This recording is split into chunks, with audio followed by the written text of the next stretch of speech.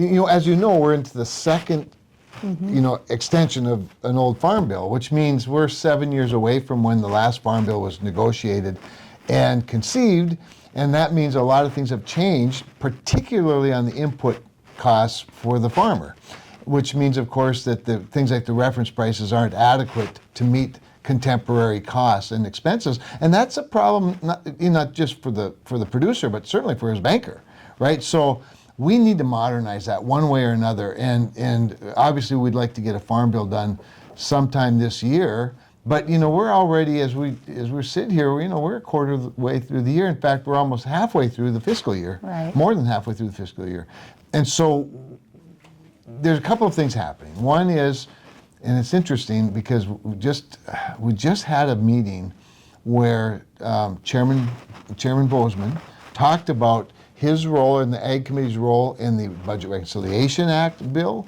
which is, we can talk about and do a little inside baseball discussion. And then more importantly, and I think all of us who understand the Farm Bill, the intricacies of it, really the sensitivity of it, the coalition of the Farm Bill and its success over the decades and history.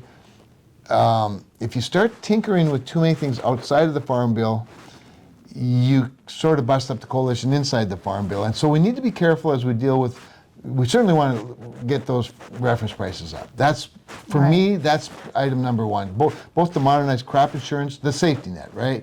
But at the same time, we're looking for some savings. We're at a $37 trillion debt and growing. The SNAP program has grown dramatically over the years. It has become more liberally offered, if you will. And so we're looking at some ways to deal with the nutrition title that find some savings without hurting people, the targets, if you will, of the program.